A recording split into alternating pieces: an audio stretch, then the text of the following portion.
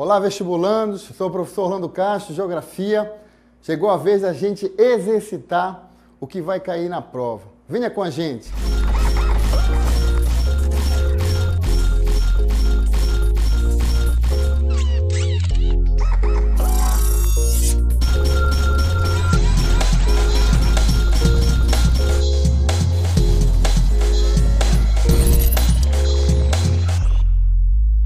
Resolvendo itens.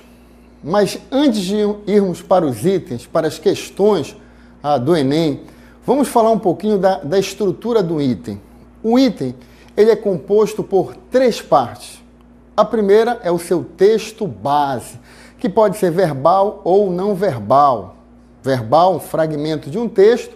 Não verbal, uma tirinha, uma charge, um mapa, né? Uma obra de arte que vai introduzir o tema da questão, o fenômeno da questão.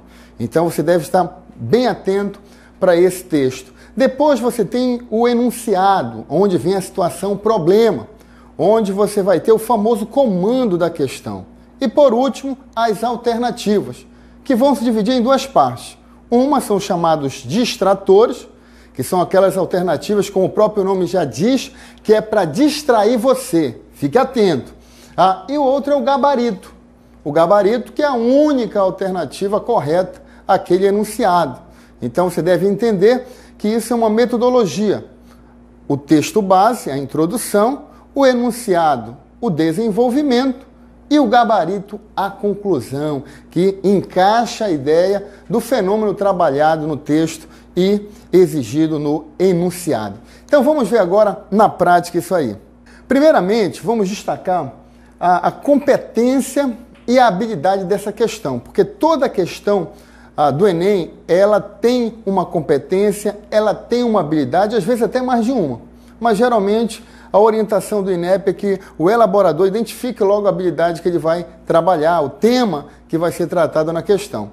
Então vamos começar aqui pela competência dessa questão, desse item que nós vamos tratar hoje. Competência número 3, compreender a produção e o papel histórico das instituições sociais, políticas e econômicas, associando-as aos diferentes grupos, conflitos e movimentos sociais. Então aí é uma competência bem abrangente que trabalha aí muito a relação envolvendo as instituições sociais, os movimentos sociais.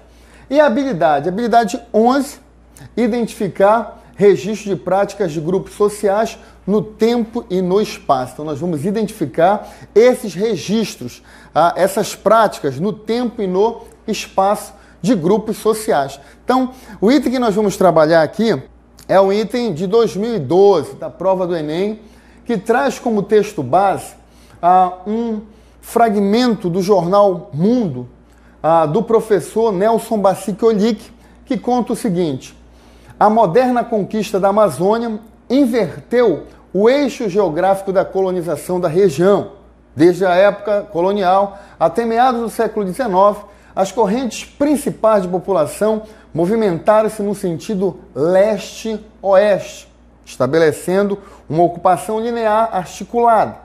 Nas últimas décadas, os fluxos migratórios passaram a se verificar no sentido sul-norte, conectando o centro-sul à Amazônia. Então percebam bem aí que o tema da questão é a Amazônia, uma região brasileira cercada aí de desafios, né, de impactos da forma de ocupação que o professor Nelson Bacic Olic destaca, que no primeiro momento a ocupação da Amazônia se deu no sentido leste-oeste, ou seja, da foz do Amazonas para o seu interior. Então esse foi o sentido primeiro da ocupação da Amazônia. No segundo momento ele vai destacar que essa ocupação ela vem no sentido sul-norte e vai se dar a partir das rodovias, como a famosa Belém-Brasília BR-010, construída aí no governo do JK, do Juscelino Kubitschek. Então esse é o contexto, essa é a temática. Vamos ver agora o que o enunciado ele vai exigir, né?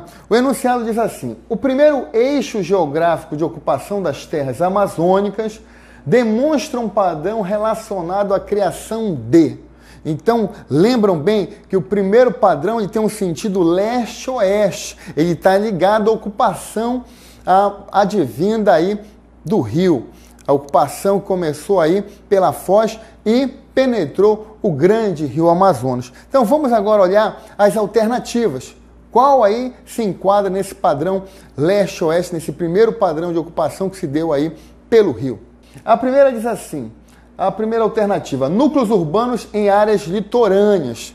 Percebam bem que a ocupação ela deu no sentido leste e oeste, e não só no sentido leste, litorâneo, mas penetrou o interior da região. O segundo, a letra B, diz assim, centros agrícolas modernos no interior. Os centros agrícolas na Amazônia vão se estabelecer a partir do segundo padrão que nós destacamos aqui, que foi o padrão ligado aí à estrada, à rodovia, principalmente a partir dos anos 50. Essa agricultura moderna, mas já existiu uma agricultura de subsistência no padrão inicial. C. Vias férreas entre espaços de mineração. Também essa ocupação aí se deu a partir dos anos 50, com a ferrovia do Amapá, com a ferrovia Carajás, ou até mesmo antes, se a gente perceber aí, a ferrovia Belém-Bragança, mas não está ligado à mineração e sim à borracha. A letra D fala assim, faixas de povoamento ao longo das estradas. Estradas, segundo o padrão e não o primeiro, como o enunciado destaca.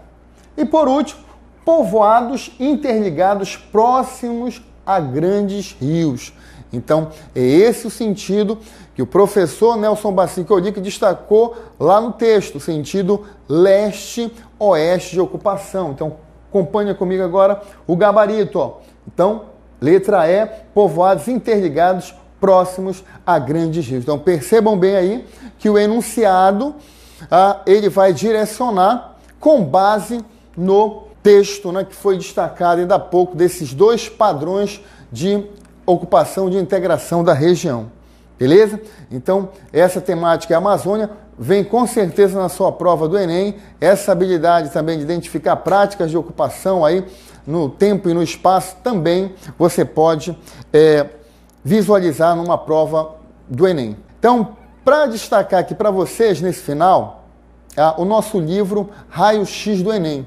Nele você vai encontrar mais de 400 questões e muitas dicas para a prova do Enem, como essa que nós demos agora. Não esqueça de curtir a nossa fanpage, não esqueça de se inscrever no nosso canal, não esqueça de nos acompanhar, porque todo dia vai ter uma novidade, até o dia da prova. E com certeza aí você vai se dar muito bem, porque está ligado no nosso canal Rapidola. Até a próxima!